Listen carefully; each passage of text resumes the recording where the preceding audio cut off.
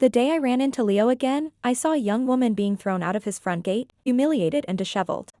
I asked the person beside me what was going on. Mr. Kane is looking for the woman who took care of him when he was blind, his former wife. All of these are fakes who show up on their own. You'll get used to it. I lowered my eyes and murmured an acknowledgement. Soon enough, it was my turn. Leo studied my face and asked, "You're from the same hometown as my ex-wife, and even your names are similar. Do you know her?" I shook my head and lied without hesitation. No.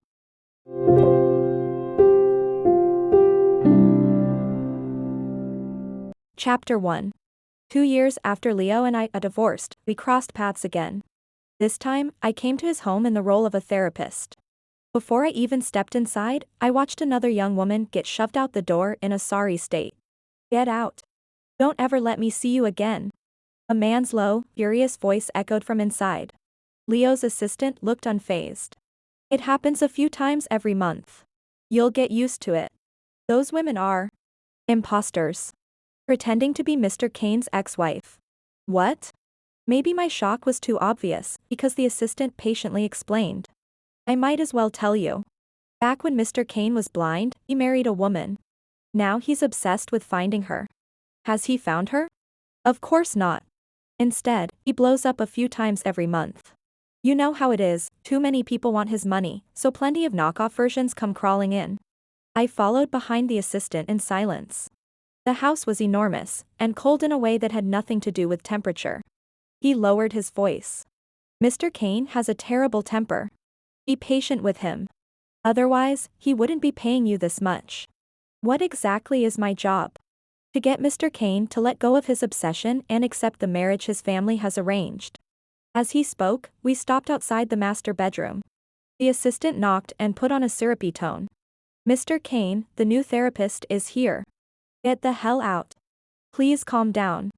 Just talk to the therapist first, maybe." He didn't finish the sentence. A vase suddenly slammed against the door from inside. If the door hadn't been shut, it would have shattered right over the assistant's head. He broke out in a cold sweat. Then I'll take Dr. Anna away for now." The words had barely left his mouth when the door flew open. A tall, lean man stood there, his expression dark and brooding. "What did you just say her name was?" Chapter 2. Anna. Not Annabelle. They're different names. The assistant rushed to clarify. I also pulled out my work ID with my name printed on it. Those old men in my family really thought that if they found a doctor with the same name, I'd obediently fall in line? Leo let out a cold laugh. "Dr. Anna, you're fired." I'd heard before coming that the client would be difficult. I just hadn't expected him to be this difficult. Still, it gave me a perfectly good excuse to leave. I calmly packed up my things and turned to go. Then my ID slipped from my hand and fell to the floor. I bent down to pick it up, but Leo reached for it first. "You're from a coastal town in Sea City?" He frowned suddenly. "Yes. I lived there 2 years ago. I even got married there. Do you know my wife, Annabelle?" "No." I lied without the slightest hesitation. Chapter 3. Fortunately, my ID didn't list former names. Otherwise, Leo would have discovered that I was Annabelle. 2 years ago, he'd collapsed unconscious on the beach. I was the one who found him. Every night, the woman tangled with him until dawn was me. The one who coaxed him into marriage was also me. It was only a formality, though. We never registered it. Because Leo's identification had been lost in the accident at sea. Along with his eyesight.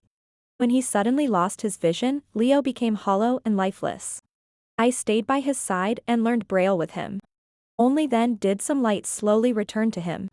I once asked about his family. "Don't you want to go home? Your real home?"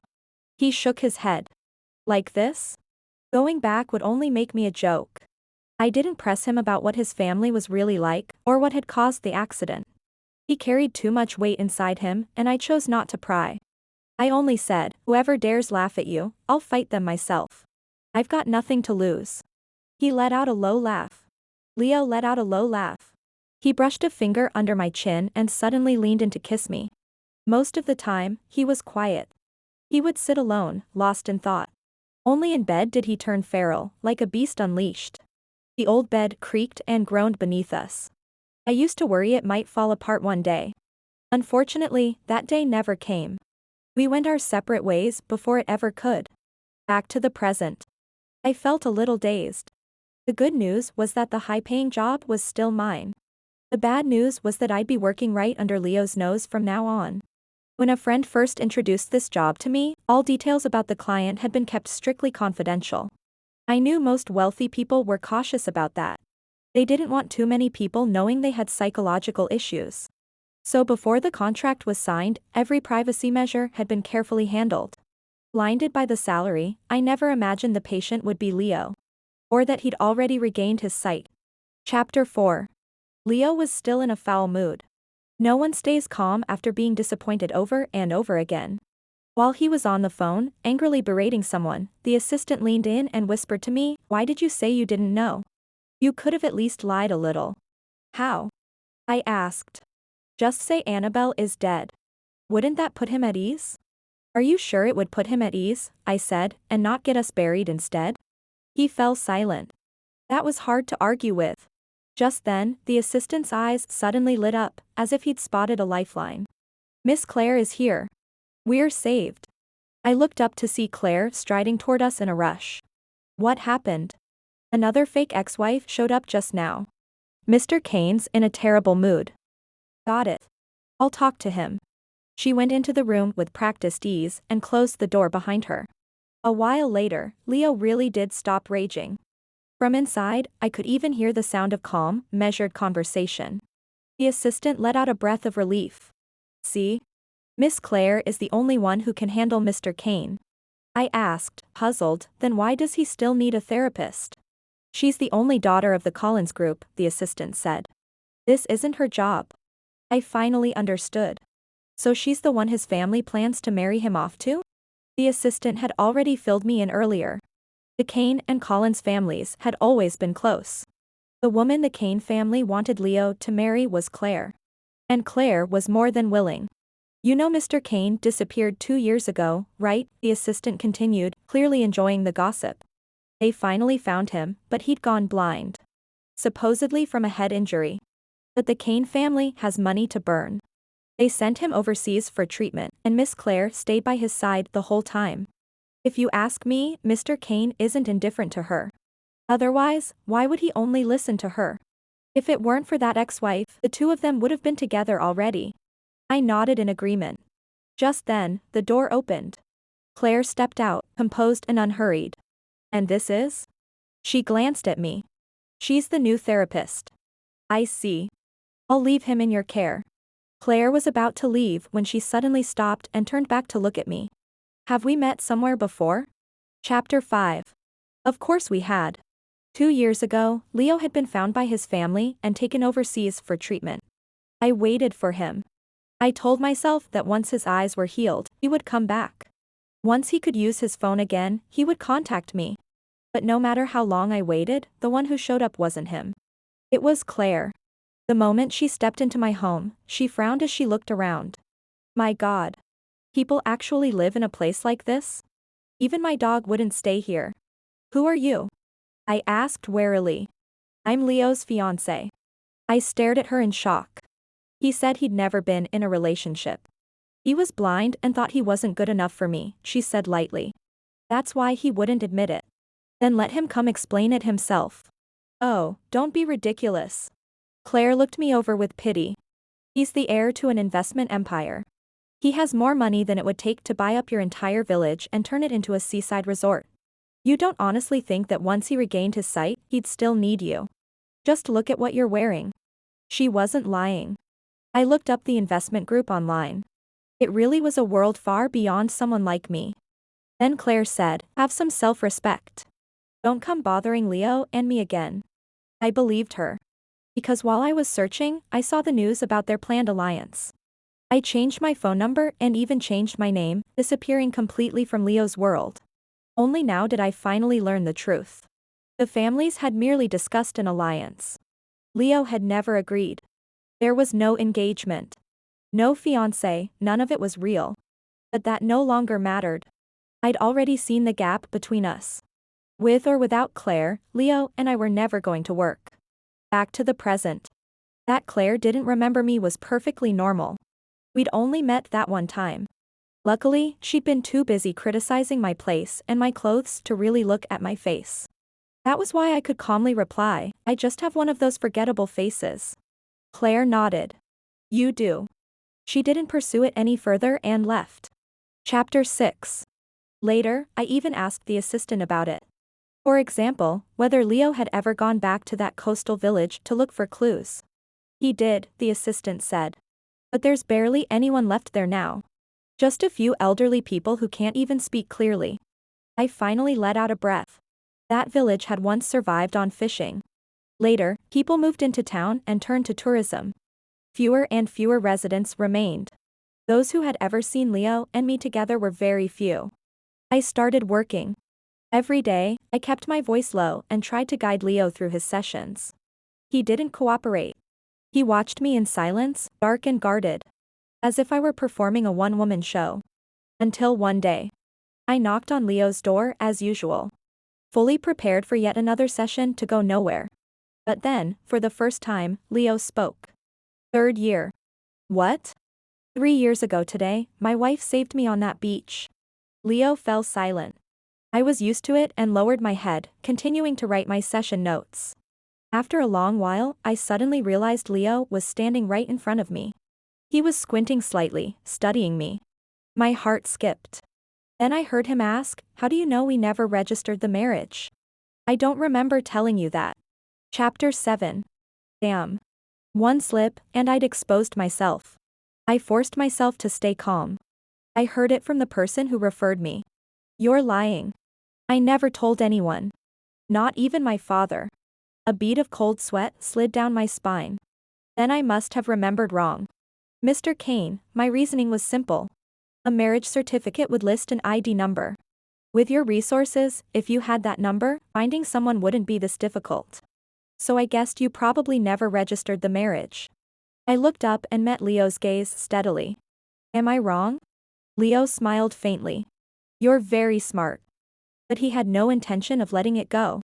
Instead, he stepped closer, one step at a time. Until he had me cornered between the desk and the wall. Since you're so smart, Dr. Anna, he said softly, let me tell you another secret. He lowered his head, as if confirming my scent. After my eyesight came back, the first thing I did was go to that coastal village to look into my ex-wife's records. Want to guess what I found? I pretended to be curious. What?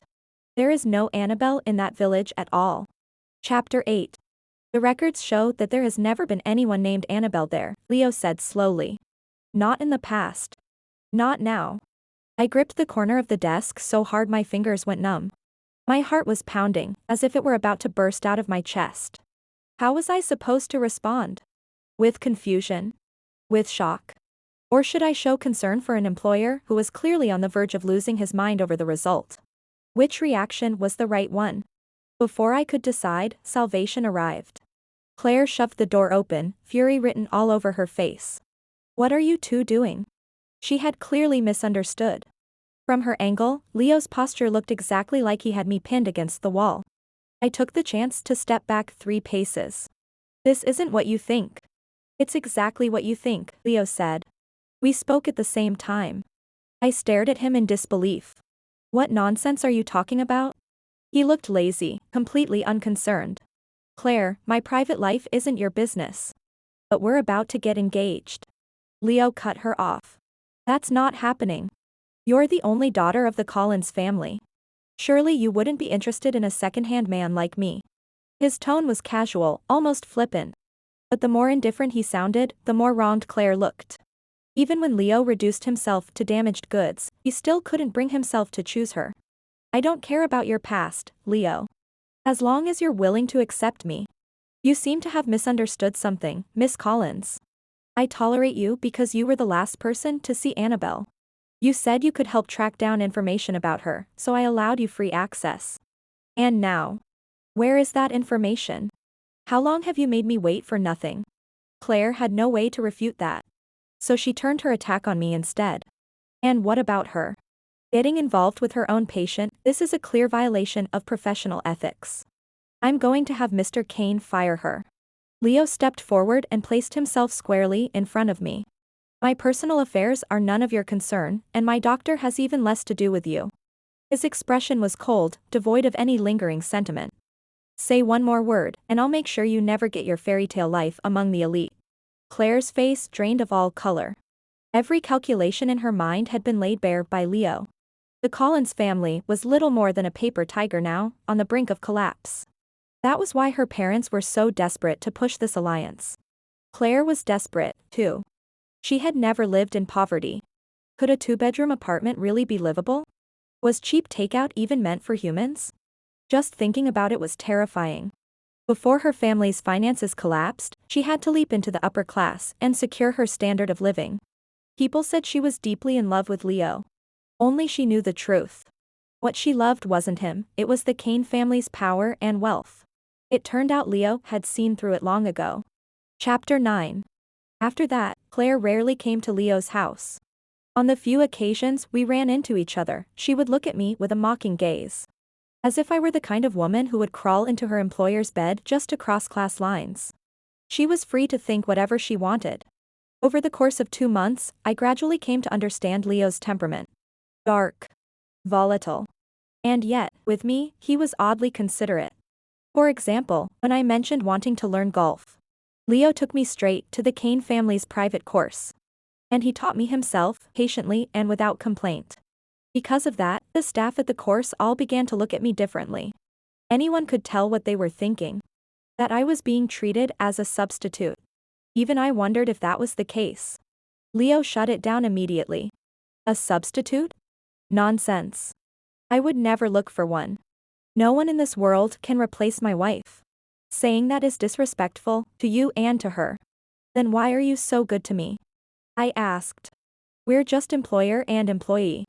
Because your name, where you're from, all those threads tangled together make me feel like fate is giving me hope, Leo said. Like it's telling me not to give up on finding her. I was left speechless. There's another possibility I've considered, Leo continued, his head lowered, his tone calm. What if she's no longer in this world? Every time that thought crosses my mind, I panic. That's impossible, I blurted out. And how can you be so sure? I had no choice but to force an explanation. No news is the best news. You need to stay positive. Leo smiled. It was the first genuine smile I'd seen from him in a very long time. But then he asked another question. Dr. Anna, help me understand something. If my wife were still alive, why wouldn't she come looking for me? I looked away. Silently, I thought, because there was something important she still hadn't done. Someone she had been waiting for had yet to appear. Maybe fate really was on my side. That very afternoon. At the golf course. I finally met the man I had been lying in wait for all this time.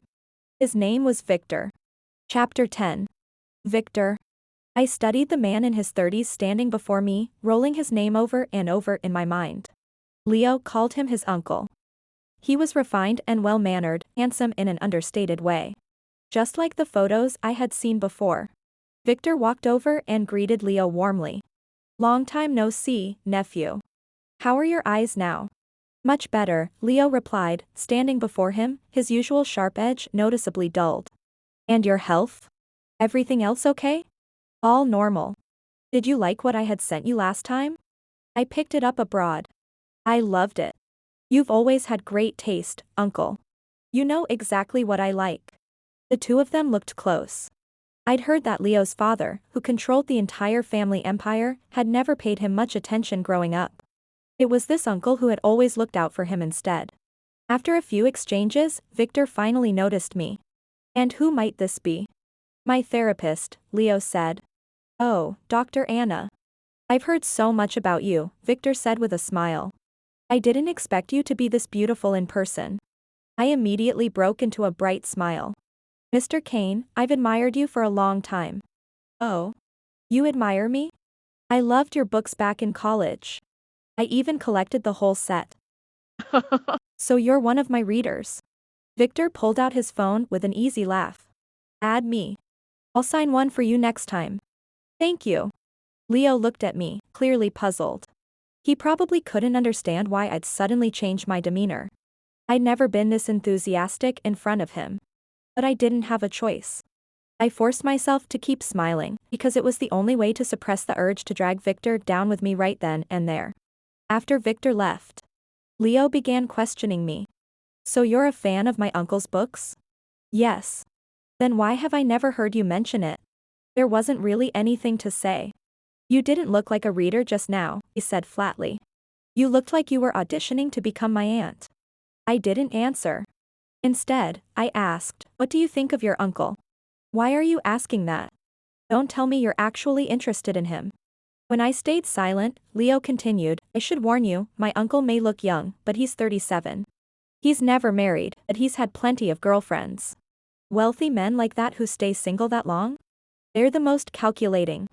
He's your elder. Isn't that a bit harsh? I'm only saying this because I consider you a friend, Leo replied. Besides, do you know why he became a writer in the first place? Why? Because he lacks ability. When it comes to running a business, he's not even as capable as I am. I let out a laugh. Something in Leo's tone brought back old memories. We used to be like this too, sitting in the sun, trading casual banter. Almost without thinking, the words slipped out of my mouth. How could he compare to you? You're so smart, you learned Braille in just 2 months. The air froze instantly. Cold sweat broke out all over me. I mean, with your intelligence, Mr. Kane, of course you could. Leo grabbed my wrist, his grip painfully tight. He was shaking. His body, his voice, both trembling. How do you even know that? He demanded. Chapter 11. I wasn't sure whether Leo believed my explanation. What I told him was, I used hypnosis therapy on you once. Don't you remember? That was when you told me. I said that? You did, I nodded firmly. The hypnosis went pretty deep. It's normal to forget details after you wake up. Leo couldn't find a flaw in my story. But when he drove me home that night, he watched my back for a very long time. Over the next few days, I kept reporting to work as usual. Everything seemed normal. He never brought up his suspicions from that day again. It was as if it had all been a dream. Just when I thought Leo had finally put his suspicions to rest, an unexpected guest showed up at the villa. The man was older, his face darkened by years under the sun. Leo invited him into the tea room, where they spoke in private. The door to the tea room was left ajar. Fragments of their conversation drifted out from time to time. Casually, I asked the housekeeper, who is that man? I heard he's from that coastal village, she said. What? He contacted Mr. Kane earlier, said he had news about Mr. Kane's wife. So Mr. Kane had him brought here. As she was speaking, I had already reached the doorway to the tea room. The moment I heard that, I turned around instinctively. But it was too late. Their voices reached my ears. Leo asked, You're sure my wife is in this city now? Yes. I had to ask around for a long time before I got that information. Before the sentence even finished, the man suddenly widened his eyes, pointed at me in the doorway, and shouted, Wait, haven't you already found her? Chapter 12. I denied it immediately. You've got the wrong person. That's not me. Oh, come on, miss. You might not remember me, but I remember you, he said eagerly. You used to come to my shop all the time to buy groceries. You said your husband loved okra, so you always bought okra. Leo still loved okra now. I didn't dare look at him. Sir, I just have a very common face. You really are mistaken. I wouldn't get it wrong. You were an outsider. That's why I remember you so clearly. I opened my mouth, then closed it again. There was no way out. Any further denial would only seem deliberate. Even though everything already felt painfully deliberate. Leo looked calm. But the hand resting on his knee was trembling slightly, clenched too tightly. He took a deep breath and said to the man, Thank you for the information. You can speak to my assistant outside about your payment. The man left cheerfully, pulling the door shut behind him. The air in the tea room froze. In the end, it was Leo who spoke first. Should I praise you for hiding so well, he said quietly, or praise myself for trusting my instincts? I said awkwardly, then, praise you, I guess. Leo let out a laugh, half angry, half helpless. He was smiling, but his eyes were already red. Don't you have anything you want to explain? He asked. I had my reasons. That answer was clearly not enough for him. Leo suddenly grabbed me and shoved me down onto the small sofa in the tea room. He yanked off my coat, and the buttons on my blouse popped loose and flew away. But he didn't go any further. I knew him too well. Without my consent, he would never cross that line. All of it was just bluster. Leo lowered his head, and before long, my shoulder was damp. With his voice breaking, he asked, "Why? Why wouldn't you acknowledge me? Am I really that worthless?" "It's not your fault." I told him part of the truth. About Claire's lie, or one. "I thought you were engaged. Of course I couldn't come looking for you." "Then now that you know it was all a misunderstanding, why are you still refusing to admit it?" he demanded. "Because, the gap between us is too big." "What gap?" "You're Mr. Kane, untouchable, the heir to a major group. I have no family and no money. It would be hard for us to live together." "Then what about those 6 months by the sea?" Leo shot back. "Did you just forget them?" He was genuinely unwilling to accept it. Gripping my chin tightly, he pressed on. "Didn't we live just fine back then? I could eat anything. I'm easy to keep. This gap you're talking about, that's complete nonsense. You don't have money? I'll give it to you. You don't have family? Then what am I to you? A dog you kept?" The question hit hard. I had no answer. So I cupped his face and, like I used to, placed a gentle kiss on his lips. "I was wrong. I'm sorry. Can you forgive me?" Leo's breathing stalled. After a moment, he said in a muffled voice, "Fine." Chapter 13. What happened in the tea room was ultimately unavoidable. I was the one who initiated it. Because deep down, I was riddled with guilt. Even now, I was still lying to Leo. I hooked my arm around him and undid his shirt, then the button on his pants. Just like before. When he couldn't see, he always reached for the wrong places. So I helped him remove those restraints. Leo had wanted me for 3 years. In him, I felt a kind of pent-up madness, something that had been bottled too long. And I didn't stop him. I let it happen, let him take it out on me, as if making up for everything he'd endured. Leo knew my body just as well. He was rough, almost unhinged, yet every second struck exactly where it should. At some point, rain began to fall outside. I watched the streaks on the window, turning into wavering lines under the violent motion, like a staff of music. The string inside me snapped along with it. By the time it was over, night had already fallen. Leo held me, satisfied, and said, "Tomorrow we'll go make the marriage official." "Wait a little longer." "What are we waiting for?" "Victor invited me to a gathering at his place tomorrow." Leo sat up abruptly, his face darkening. "You don't actually like him, do you?" "No. I'm just going to ask him for an autograph." I looked away, uneasy. I hadn't expected that small gesture to completely mislead Leo. That night, I stayed in his room, and we were reckless until well past midnight. But I underestimated just how dark and obsessive he could be. When I woke up the next morning, the door was locked from the outside. Before leaving for the office, Leo had left me a long letter. To make a point of it, he'd even written it by hand. The message was simple: he didn't want to cage my freedom. But going to see Victor was out of the question. He had waited 3 years to have me back, and he couldn't bear even the slightest risk of losing me again. After reading it, I let out a bitter smile. Leo had truly misunderstood. I wasn't going to see Victor to start a relationship. I was going to kill him. Chapter 14. I had indeed hidden many things from Leo. For example, I wasn't actually from that coastal village at all. My hometown was so remote that even birds wouldn't bother stopping there. My family was poor. When I finished middle school, they could no longer afford to send me to class.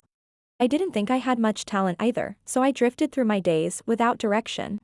That was when I met Grace. She was a young teacher who had come to the area as a volunteer. I always called her my sister. She would take the cigarette out of my hand. She would make me bowls of hot noodle soup. Again and again, she told me that girls needed an education even more than anyone else, that I couldn't give up on myself. Grace lived frugally and paid my tuition so I could stay in school. Later, when her assignment ended, she left. But she continued supporting me financially. My earliest understanding of the world came entirely from Grace. She told me about mountains and rivers, about the stars and the universe. But what I longed for most was the ocean. Because Grace had been born by the sea. In a place called that coastal village.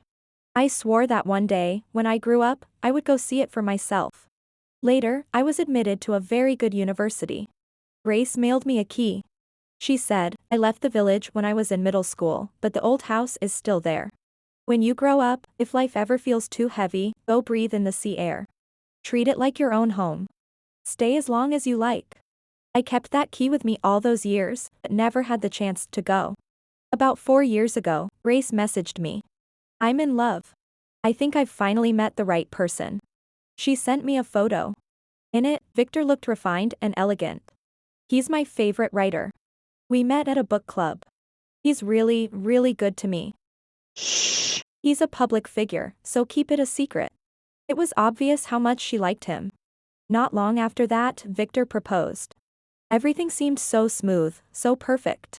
So I never could have imagined that the next time I heard Grace's name, it would be news of her death. Chapter 15. Grace had been missing for half a month when her body was pulled from the river. According to the forensic report, she had drowned herself. In that moment, the world spun around me. Why? Why would someone filled with hope, ready to step into a new life, choose to end it all? I couldn't understand it. The pain in my chest was so sharp it robbed me of thought. Grace used to say that when life felt unbearable, you should go breathe in the sea air. So I took that key and went to the coastal village. I stayed there for a week, alone, trying to dull the grief inside me. Just as I was about to leave, Leo appeared. He was soaked through, his face bloodless. Waiting to die. Blood rushed to my head. Was Grace like this when she drowned? I lunged forward like a madwoman. I had to save him. Leo was lucky. After losing his strength and passing out, he was carried by the waves onto the shore, where I found him in time and pulled him back from death. Later, in the slow passing of days together, I fell for Leo. Because of the way he stubbornly learned Braille, the way he refused to give up on himself, it was so much like Grace back then. I thought Grace had been right. When you're unhappy, go feel the sea breeze. The ocean brings new hope. But at the time, I never imagined that half a year later, I would meet Victor in person. It was the day Claire came looking for me. She didn't come alone. Victor was with her. After Claire said those things, I packed up and prepared to leave. But at the intersection, I ran into Victor. I recognized him instantly. He stood out, just like in the photos. He was on the phone and didn't notice me passing by. That place was too run down. I didn't even go inside, I didn't want to dirty my shoes. Let little Gong go by herself. Come to think of it, this coastal village sounds kind of familiar. Oh. Grace. You know, if you hadn't mentioned it, I would have almost forgotten about her. Victor suddenly smiled, something twisted and strange. That girl really was fresh and pretty. I spent more than half a year coaxing her, even pulled out the whole proposal act, all just so I could have some real fun later.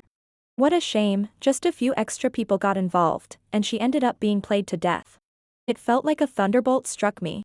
I couldn't believe what I was hearing. Victor went on, don't worry. No one will trace it back to me. I took care of it. The coroner was one of ours.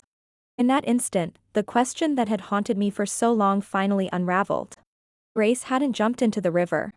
Her body had been dumped. Chapter 16. I made up my mind to avenge Grace. But I had no evidence, and Victor's power loomed like a mountain pressing down on me. If he could buy off a coroner, every other step had surely been handled as well. So what was I supposed to do? I realized then. If I wanted to slay the dragon, I would have to wield the blade myself. Even if the price was mutual destruction. I started training my body. Every day, I practiced how to drive a knife into the heart. I changed my name. I was afraid Grace might have mentioned me to Victor, using my old name would be inconvenient. Later, I found a way to officially move my registered address to that coastal village. At least on paper, I was no longer the Annabelle who'd come out of a poor mountain village in the north. But I still couldn't find a chance to get close to him. I even infiltrated book signings. But perhaps because he'd already gotten away with killing someone, Victor no longer hunted among his readers. He'd grown more cautious. I knew very well what kind of relationship he had with Leo. But I never once thought of using Leo. The man I loved should stay clean, far away from my plans. Until a few months ago. A female friend recommended this job to me. She said, the pay is high. That doesn't interest me. The hours are flexible. I'm already pretty free. She lowered her voice.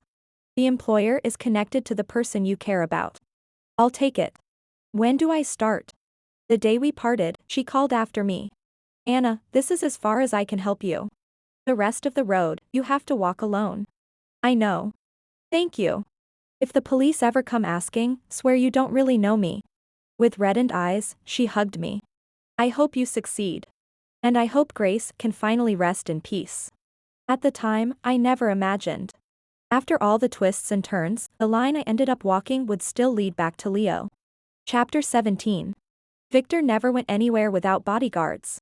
The best way to get close to him was to become his next prey. Victor no longer hosted public book events. But that didn't mean he'd lost interest in female readers.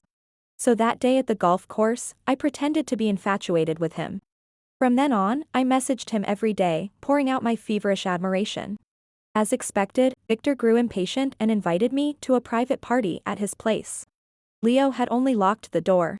But there were windows. I'd kept up my training for 3 years. Slipping out through a window was effortless. I slipped out through a side gate of the villa and went straight to Victor's residence. Through the floor-to-ceiling windows, I saw what was happening inside. A man asked, Professor Kane, where's that main course you promised? Why isn't she here yet? Soon, Victor said, glancing at his watch. Then he lowered his head and sent a message. He was probably urging me on, but Leo had taken my phone. I guarantee she'll be fresh and delicious, Victor said with a smile to the others. In my many years of experience with women, this one has more spark than any before. Laughter followed. Hope she doesn't disappoint. It was clear that Grace hadn't been the only one. I tightened my grip on the small kitchen knife I'd prepared long ago and reached for the door. And in that instant, a warm, dry hand closed over my fist, the one holding the knife. For someone like him, a low voice said, it's not worth dirtying your hands. It was Leo. Chapter 18. My plan was cut short. Leo hoisted me up and shoved me into his car. Let me go in. I waited so long for this chance. I'm sorry, he said. I can't stand by and watch you turn yourself into a criminal. So you knew? Leo nodded. I didn't think you were carrying a knife to go cut fruit for them. You don't know what led to this, or how much pain I've been through. Move aside. Pretend you didn't see me tonight. I already know, Leo said. What? Leo pulled a letter from his pocket. My eyes widened instantly. That was my confession letter. I had imagined it many times. After avenging Grace, I might be beaten to death on the spot by bodyguards. Or I might be killed by Victor himself. If I were lucky enough to survive, I would turn myself in immediately and accept the punishment I deserved. Either way, there was no way back. That was one of the most important reasons I hadn't wanted to acknowledge Leo. To find me, only to lose me again. It would have been too cruel to him. The so-called gap between us had always been nothing but a pretense. Leo asked, why didn't you tell me sooner? Because he's your uncle. And so what? Leo shot back. Do you really think I'd stand on his side instead of choosing you? If that's what you believe, then you've misunderstood me completely. That's not what I meant. I sighed and took the initiative to hold him, soothing him. I love you. That's why I didn't want to use you. I just wanted you to be safe. Leo froze. You love me? Of course. If I didn't, I would have dragged you into my plans a long time ago. He stood there for a few seconds, as if processing those words. I wasn't very good at expressing love. In the past, I'd rarely said it out loud. After a moment, he said firmly, that's enough for me. I'll take care of him for you. Chapter 19. Leo had come prepared. He gave me a new lead. About the shipwreck 3 years ago. My private yacht is serviced regularly, he said. But that day, for some reason, it malfunctioned. I always thought it was an accident. Until recently, when I discovered that the day before it happened, Victor had been on my yacht. Do you have solid proof? We're trying to recover the surveillance data. It's been a long time, so it's difficult. He seems to care a lot about you. Why would he do something like this? Leo let out a cold laugh. He cares because I'm the heir. That doesn't mean he doesn't covet the position. So the way you greeted him and chatted at the golf course, you were acting? Yes.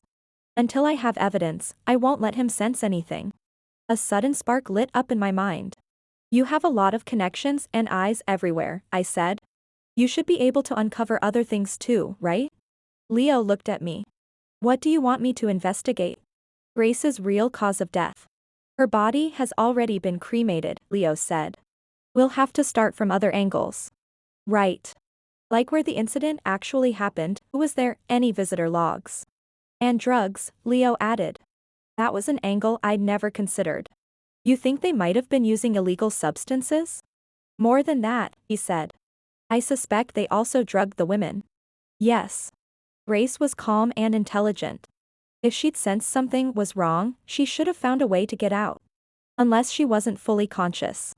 It was as if countless hidden threads were slowly surfacing before my eyes. Leo and I split up to investigate.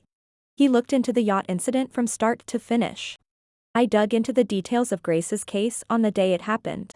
Leo assigned his assistant and bodyguards to me, in case Victor sensed anything. Half a month later, the surveillance footage and sailing records were finally recovered. The evidence was solid. The day before the incident, Victor had tampered with Leo's yacht. Unfortunately, when it came to Grace's case, there was still no progress at all.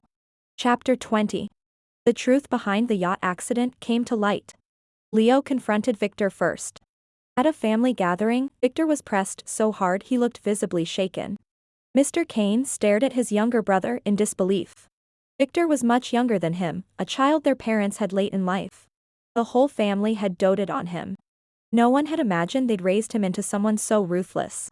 With a thud, Victor dropped to his knees beside Mr. Kane's legs. He tried to stir up brotherly affection through tears. I was just momentarily led astray. I wanted a little more equity, he cried. Brother, please forgive me. I swear I'll never do it again. Mr. Kane's face was dark, unreadable. He said nothing. Claire's family was there that day as well. They'd originally come to formally end the planned alliance between the Kane and Collins families. Instead, they'd lost face in the most humiliating way possible. I sat at one corner of the dining table, coldly observing everyone's expressions. Victor was ingratiating and panicked. Mr. Kane was furious at his brother's failure.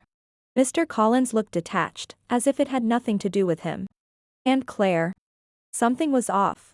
Claire looked composed on the surface, but she kept drinking water and fussing with her hair. From a psychological standpoint, those were classic signs of guilt. So I spoke up deliberately. By the way, something just came to mind. Claire snapped back. Is it your turn to speak? I heard you and Leo never registered your marriage. Do you really think you're the Kane family's daughter-in-law? I smiled and returned Leo's own words to her. How do you know we didn't register it? Were you nearby on the day of the yacht accident too? Claire's face drained of color. No. Don't talk nonsense. Relax. What I was actually going to ask was this: when you went to the coastal village to find me, why was Victor with you? He's Leo's uncle. Of course he went, she shot back. I said nothing and simply stared at her. That, too, was a psychological tactic. When someone is guilty, sustained eye contact makes cracks appear. Sure enough, the silence only made Claire more panicked. She blurted out, Victor insisted on going with me. It had nothing to do with me. You're lying. Victor suddenly shouted, you bitch, have the guts to tell the truth. You were the one who stole Leo's ID back then. So that when his body was found, they couldn't identify him right away. That's impossible. Claire screamed. I liked Leo too much, why would I ever do that? Because I promised you that if I got Leo's shares, I'd give you a cut and make you the Kane family's wife, Victor roared. But I didn't expect you to be even more greedy than I thought. The moment you realized Leo wasn't dead, you rushed back to him. Claire completely lost it. He's lying. Someone who'd even frame his own nephew, don't believe a word he says. But she underestimated Victor. He had actually kept the audio recordings of their conversations from back then. When the recording finished playing, Mr. Collins thundered at his daughter, didn't you tell me you were deeply in love with Leo? But he didn't love me. Claire cried. I had no choice but to find another way. Mr. Collins slapped her hard across the face. Still not satisfied, he struck the other side as well. I raised you for nothing, you useless thing. The room descended into chaos. Strangely enough, Leo and I became outsiders to it all. Leo cut a piece of steak and placed it on my plate. Eat more, he said quietly. Don't let yourself go hungry. I looked down at the plate, holding back the urge to cry. Victor's outburst had only confirmed what I already knew. Grace's body hadn't ended up in the river by accident. Because when she was recovered, she'd had nothing on her that could identify her either. The answer was right in front of me. And yet I still couldn't find conclusive proof Victor had covered his tracks too cleanly. I was devastated. But the world, in its own way, is fair. Before long, evidence came knocking on its own. Chapter 21. Strictly speaking, they weren't evidence. They were people. Women who had once been Victor's prey. I had always known that searching for clues among Victor's readers would be the fastest route. But I hadn't done it. Victims stay hidden because they don't want to relive those memories. Avenging Grace mattered. But protecting other victims mattered just as much. I never imagined they would step forward on their own. The women told me they wanted to post online, to expose Victor's behavior and prevent more girls from being deceived. After careful thought, I decided to organize the evidence and post it on their behalf. That way, it would be harder to identify them. At the same time, Leo spent a fortune hiring multiple security teams. They stayed near the victims' homes day and night, preventing Victor from retaliating. Once the posts went live, they caused an uproar. Under public pressure, the authorities had no choice but to reopen the investigation. Victor tried to flee the country. Leo used the same tactic. Someone stole Victor's passport, leaving him nowhere to go. Mr. Kane was utterly disappointed in his brother. The Kane family was hit with an unprecedented reputational crisis. Mr. Kane had to step forward, apologize on his brother's behalf, and state publicly that the family would fully cooperate with the police and ensure the culprit was punished. After this ordeal, most of his hair turned white. For the first time, he truly felt the weight of his age. So, against strong opposition, he handed the chairman's position to Leo. With power firmly in his grasp, Leo not only refused to protect his uncle, he pushed the authorities to accelerate the case. In the end, Victor was arrested on multiple charges. Each one carried a sentence severe enough to destroy him. On the day he was taken away, snow suddenly began to fall. Silent, white, blanketing the entire world. Chapter 22. The last elderly resident of the coastal village moved to the county town. Leo bought the land and prepared to redevelop it. A few days before construction began, we went to Grace's house together. The old place was run down. The walls were mottled from years of dampness. The air itself carried the salty scent of the sea. And yet, this was where so many of our memories lived. I sorted through Grace's belongings one last time. It felt like a silent farewell. Leo came back with a watermelon. After we finished it, the two of us collapsed side by side on the bed. The sea breeze drifted in through the window. It softened everything, even the heart. I said quietly, "Thank you." Leo asked. For what? For stopping me. For not letting me become a murderer. Then I should thank you too. For what? For finding me on that beach. For saving me. For staying with me while I learned Braille. For encouraging me to keep living. Thank you for coming into my life. We looked at each other and smiled, then shared a long, unspoken kiss. The shell wind chime by the window rattled softly in the breeze. It turned out that what was gentle wasn't just the sea, but the person who stood beside you, looking at it with you. Grace, can you see this? In the end, I didn't let you down. At this point, my love life is a public service announcement. Free of charge.